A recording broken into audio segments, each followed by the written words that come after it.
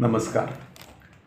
आज मी MP पाटील सरांच्या कविता शिकवलेल्या, कविता आवडलेल्या या पुस्तकातील अशोक नायगावकरांची टिळक हे प्रकरण वाचत आहे. अशोक नायगावकरांची टिळक. टिळक, तुम्ही चौपाटीवर इथं कशासाठी उभे आहात? अहो, पाणीपुरी भेळपुरी खाणं हा आमचा जन्मसिद्ध हक्क आहे आणि आम्ही तो रोज मिळवणारच. टिळक, आम्ही सर्व आता संतोषाचे जनक आहोत. उगाच ते असंतोषाचे अग्रलेख आता आम्हाला नको. आता पानोपानी साबण लावणारी फेसाळ बाई आम्हाला हवी आहे. टिळक, उगाच तुम्ही दलाल स्ट्रीटच्या शाळेत शेंगा कोणी खाल्ल्या त्याची नावं सांगू नका.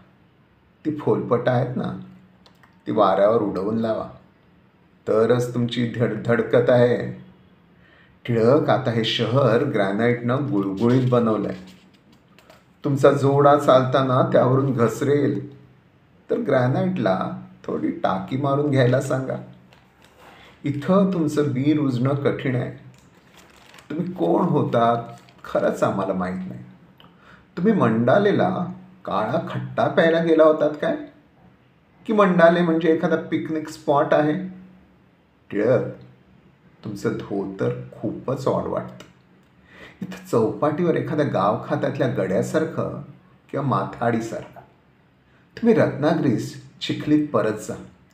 तुमचं स्वातंत्र्य सैनिकाचं पेन्शन अडलं असेल ना दिल्लीत, तर आम्ही ते पाठवून देऊ तुमच्या पुढच्या पिढ्यांना.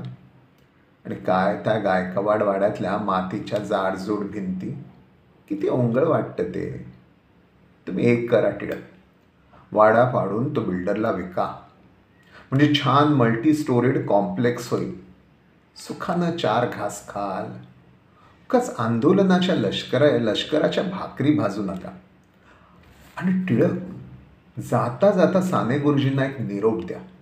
म्हणावं, श्यामला उगाच आईच्या डोळ्यातून पाणी काढणाऱ्या गोष्टी सांगत बसू नका. त्याला दुबई मस्तकला पाठवा. टिळक, आज इथे डॉलरची गरज आहे. तुमचं डोकं ठिकाणावर आहे काय टिळक? तुम्ही डॉलर मिळवा. लोक बघा किती आनंदात बिअरच्या ग्लासासारखे फेसाळले. तुम्ही स्वदेशी बाळ टाका आणि मस्त जगा. भूखंड घ्या, फार्म हाऊस घ्या, मुलांना ग्रीन कार्ड द्या, आनंद करा. आणि जमलंच तर सिंहगडच्या बंगलीच्या स्पॉटवर एखादं 5 स्टार हॉटेल काढा. तेच तुमच्या हिताचं आहे. तोच इथला स्वदेशी वाण आहे. खेड्यात गहू पिकतो, शहरात वाउचरे पिकतात. सूर्य तुमचा आणि चंद्रही तुम्हाला. फक्त भूमीचे नाव नका काढ. संस्कृत साहित्यशास्त्रात लक्षणेचा जो विपरीत संबंध हा प्रकार सांगितला आहे आणि पाश्चात्य साहित्यशास्त्रात जी विरुद्ध कल्पना न्यासात्मक रचना अँटिथेटिकल कन्स्ट्रक्शन सांगितले आहे, तशा स्वरूपाची वरील प्रकारची उपहास उपरोधात्मक रचना हे अशोक नायगावकर यांच्या कवितेचे एक वैशिष्ट्य आहे. सामाजिक, राजकीय, सांस्कृतिक, मानसिक जीवनात ते आत्यंतिक विपरीत, अमानवी, अमानुष, विघातक जाणवते. त्याला ते हास्यास्पद करतात. उपहास उपरोधिक शैलीने ती विपरीतता ते उघड करतात. सरकार, स्टेट, ज्योतिबा आभार, तुझी खरंच भीती वाटते भीमा, भोपाळ चिकित्सा, पाण्यारे तूही असा, चिमणीला मग बिल्डर बोले, का ग तुझे डोळे ओले. अशा अनेक कवितांतून त्यांच्या या उपहास उपरोधिक विरूपिका स्वरूप रचनेची विशिष्टता जाणवत असते. हीच विशिष्टता प्रकर्षाने दिसून येत असलेली त्यांची टिळक ही कविता. नायगावकरांच्या या कवितेचे टिळक हे शीर्षक पाहताच पूर्वसुरींच्या टिळकांच्या संबंधित कवितांतील काही काव्यपंक्ती भरकन आपल्या स्मरणात जिवंत होतात. हिमाद्रीहुनी भव्य नक्षत्र मौली, तुझी मूर्ती वाढून स्वर्गा भिडे, तडे पाडूनी मत्त इंद्रासनाला, द्युती धावते सर्व बद्धांकडे. तुझी तृप्त कारुण्य विक्रांत मुद्रा गमेक शोभल्या नरसिंहापरी विरा दुनिया स्तंभ कारागृहाचे कडाडे तडीत खंडशी वैखरी. असं हे बोरकरांच्या तडीत खंडगशा वैखरीतून मूर्त झालेलं टिळकांचं हिमाद्रीहुनी भव्य नक्षत्रमौली विक्रांत. या मातीवर उभा राहता वज्र पुरुष तो, अंधाराच्या साम्राज्याची पिचली छाती, आवाहन करण्यास उचलता हात तयाने, दलित तृणांतून उठली वर खडगाची पाती. असं सामान्यातून खडगधाराचे क्रांतिकारक निर्माण करणारा तो पाडगावकरांचा वज्रपुरुष. ती कणखर मूर्ती धीट मराठी थाट, आदळतो जीवर अजून पश्चिम वात, ती अजिंक्य छाती ताठ रणशील, जी पाहुनी सागर थबके परते आत. अशी कुसुमाग्रजांनी चौपाटीवरील टिळकांच्या पुतळ्यातून कोरलेली त्यांची कणखर धीट अजिंक्य मूर्ती.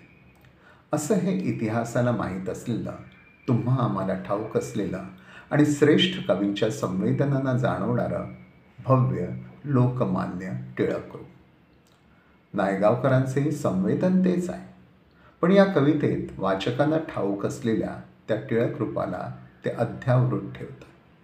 या कवितेत नायगावकर चंगळवादी असंस्कृतीतील शेणकिड्यांसारखे क्षुद्र जिणे जगणाऱ्या क्षुद्र वृत्तींच्या, कवितागत क्षुद्र आम्हीच्या टिळकांबद्दलच्या क्षुद्र प्रतिक्रिया नोंदवतात.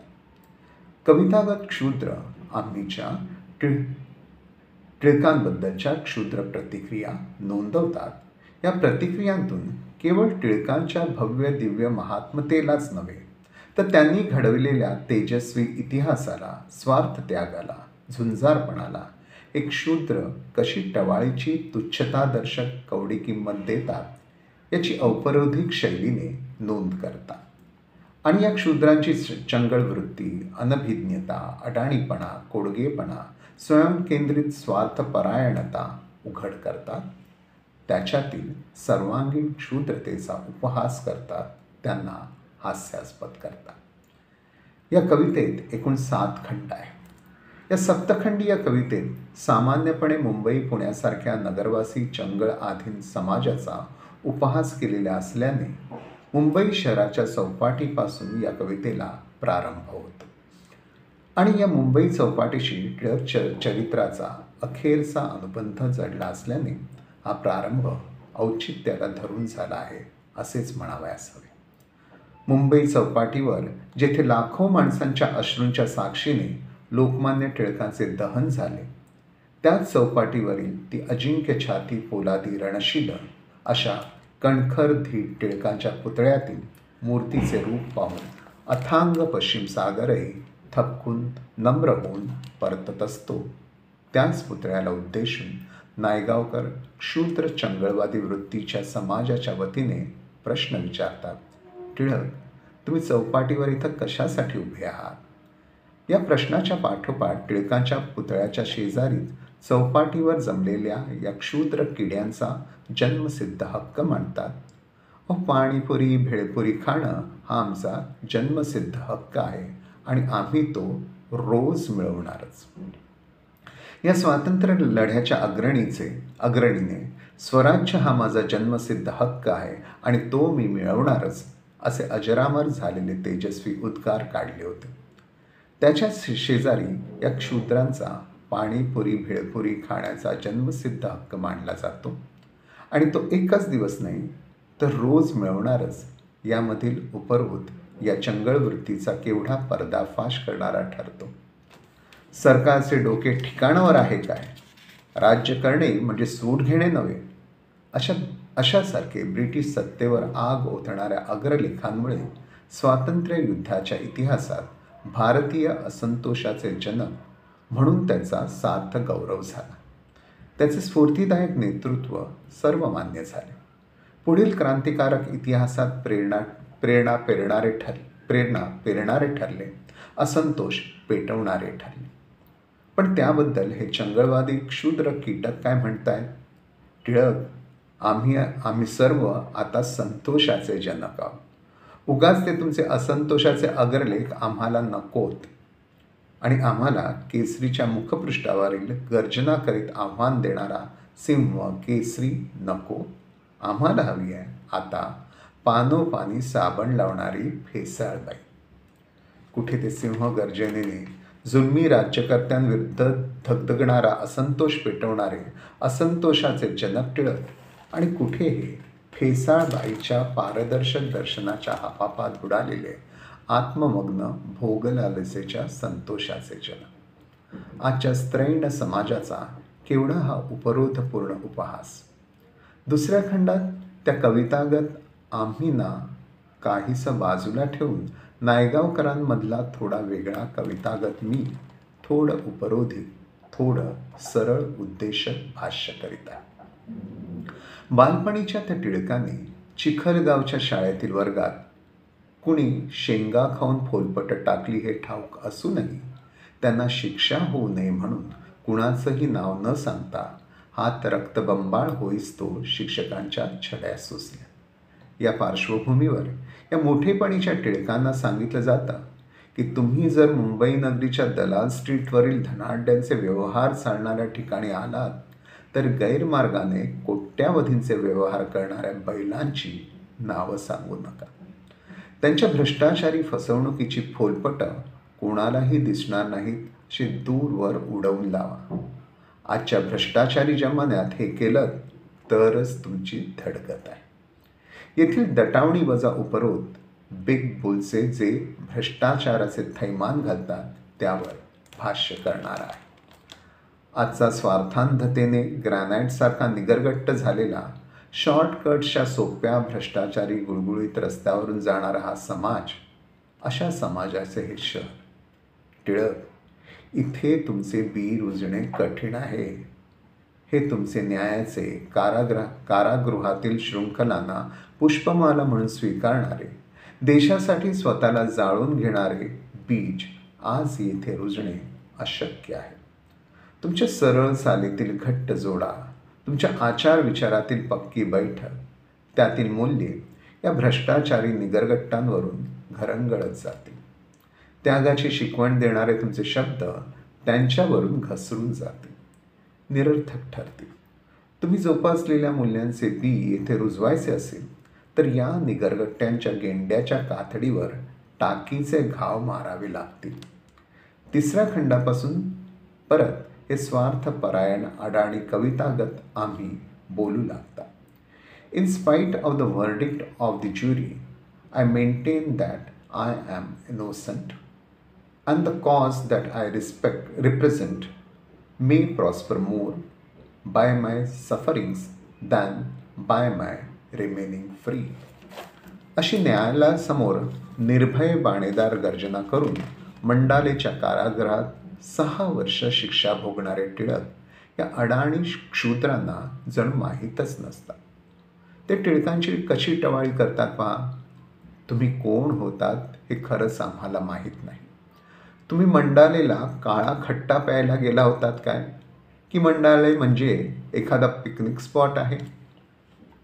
मंडाले येथील त्या काळ्या पाण्याची शिक्षा स्वातंत्र्य संग्रामाच्या इतिहासातील एक तेजस्वी पान. पण या चंगळवाद्यांच्या लेखी मंडालेचे काळे पाणी म्हणजे काळा खट्टा हे पेय, आणि मंडाले म्हणजे दारू, बियर, व्हिस्की, काळा खट्टा इत्यादी एन्जॉय करण्याचा एक पिकनिक स्पॉट. वाढू दे कारागृहाच्या भिंतींची उंची किती, मन मनाला नाक्षिती, अशा निर्धाराने कारागृहातील लोखंडी बेड्यांच्या तालावर गरजा जय जयकारचा क्रांतघोष जगणारे टिळक त्या वज्रपुरुषाच्या अतुलनीय धैर्याचा, असीम त्यागाचा या बियर, व्हिस्की, काला खट्टाच्या खातेऱ्यात लोळणाऱ्या भोग लोलुपांच्या संवेदनांना किंचितही स्पर्श झालेला नसतो. त्याचे हे उपरोध उपहासपूर्ण चित्रण.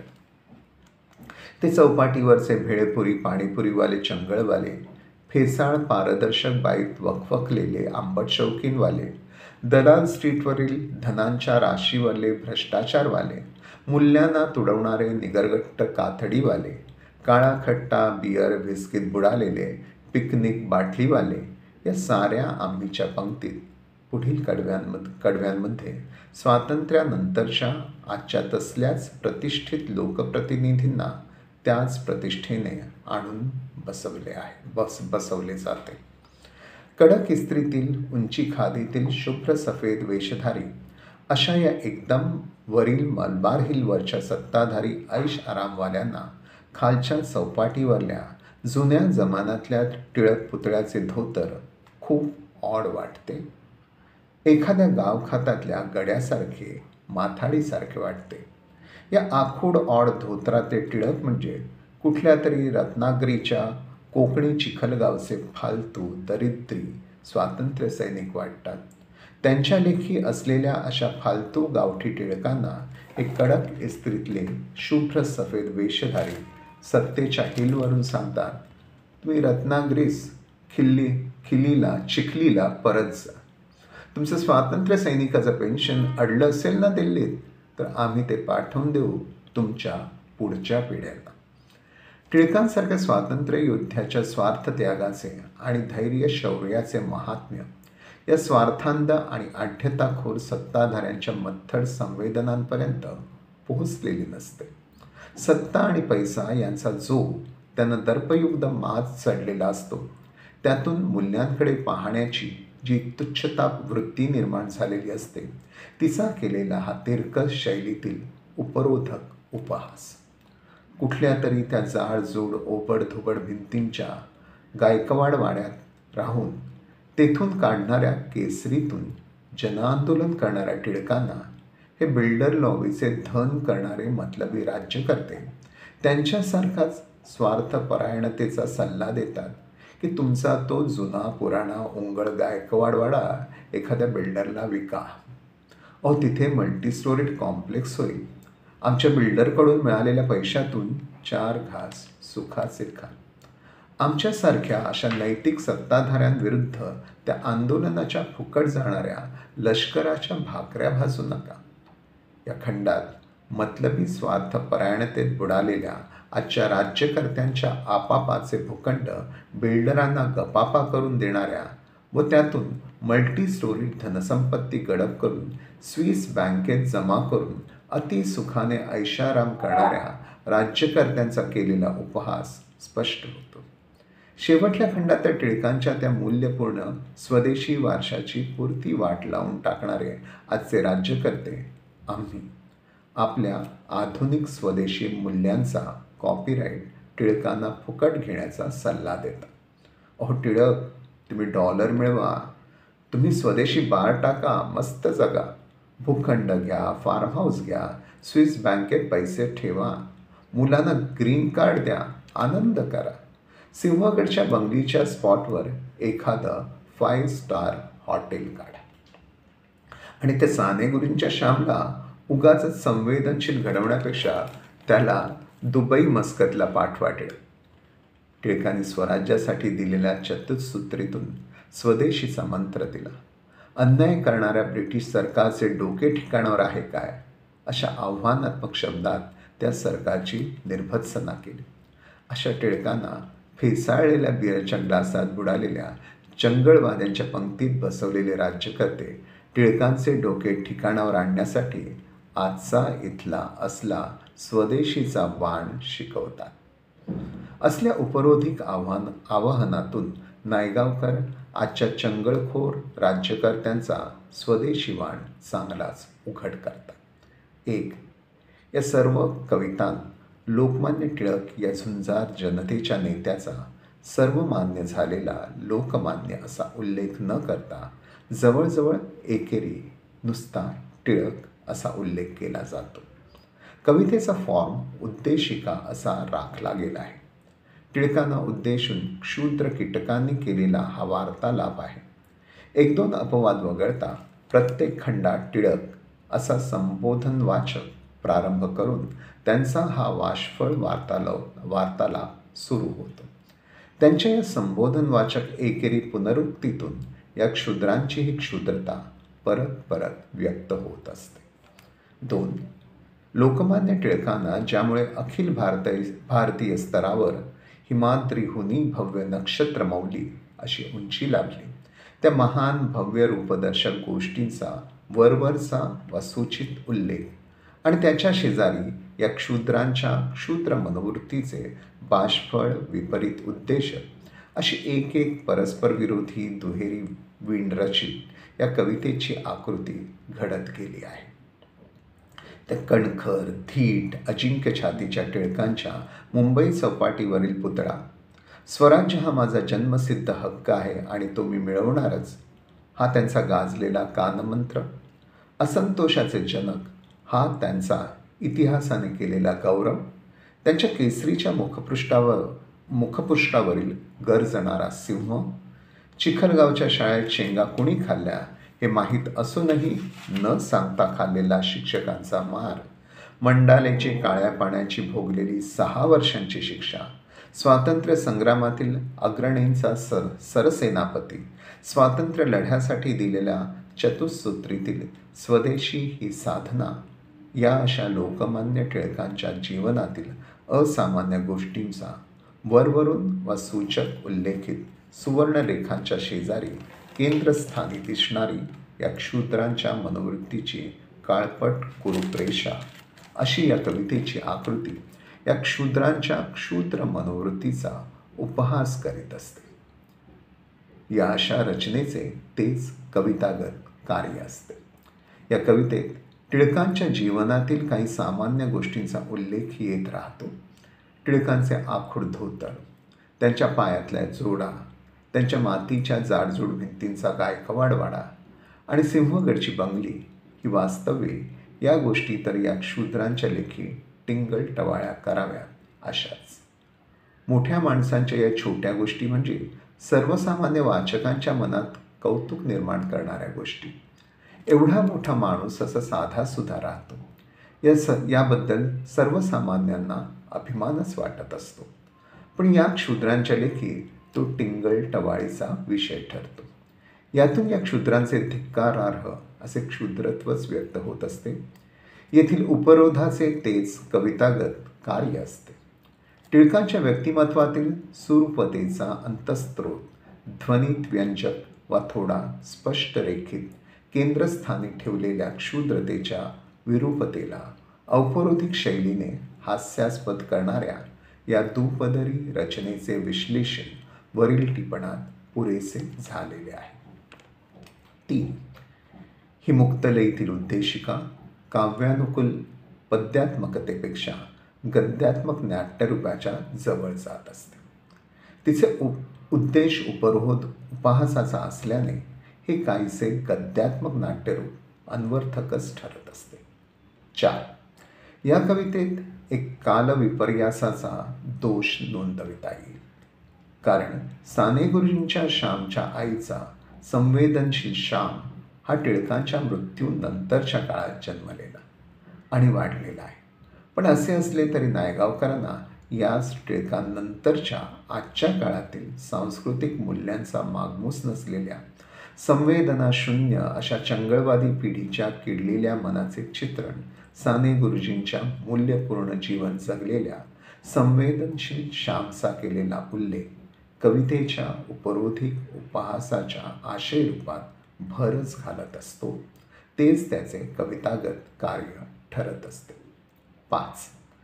पाणीपुरी, भेळपुरी, पानोपानी साबण लावणारी भेसाळबाई, दलाल स्ट्रीटची शाळा, ग्रॅनाईटनं गुळगुळीत बनवलेलं शहर, काळा खट्टा, पिकनिक स्पॉट, स्वातंत्र्य सैनिकांचं पेन्शन देणारी मत्त सत्ता, मल्टी स्टोरीड कॉम्प्लेक्स, दुबई मस्कतचे डॉलर, बिअरच्या ग्लासांनी फेसाळलेले स्वदेशी बार, भूखंड, फार्म हाऊस, स्विस बँकेतील पैसा, मुलांचे ग्रीन कार्ड, सिंहगड स्पॉटवरील 5 स्टार हॉटेल, या साऱ्या मॉडर्न प्रतिमा या चंगळखोर विपरीत दुनियेचे चित्र उभे करण्यात पुरेपूर सक्षम आणि यथार्थ ठरले आहे. 6. सर्व कविताभर उपहास उपरोध शैलीचा विरोधी लय प्रारंभिक खंडापासून जाणवत असतो. शेवटल्या खंडात मात्र सुख अधिक सुख, धन अधिक धन, झिंग अधिक झिंग असा एका आवेगात चढत जाणारा संवेदी लयभोगांच्या पाठीमागे धावणाऱ्या चंगळवादी वृत्तीतील चढता आवेग अगदी शिगेला पोहोचवित असतो. दुबई मस्कतला पाठवा, डॉलर मिळवा, स्वदेशी बार टाका, मस्त जगा, भूखंड घ्या, फार्म हाऊस घ्या, स्विस बँकेत पैसे ठेवा, मुलांना ग्रीन कार्ड द्या, आनंद करा, 5 स्टार हॉटेल काढा. अशा संवादी लयातून शिगेला पोहोचत असलेला आवेग टिळकांच्या स्वदेशी वाणाला पूर्ण छेद देत असतो. म्हणजे परत प्रत्येक खंडातून कविताभर पसरलेल्या विरोधी लयाच्या समेवर तो येऊन धडकत असतो आणि उपहास उपरोधाचा कळस गाठीत असतो. धन्यवाद.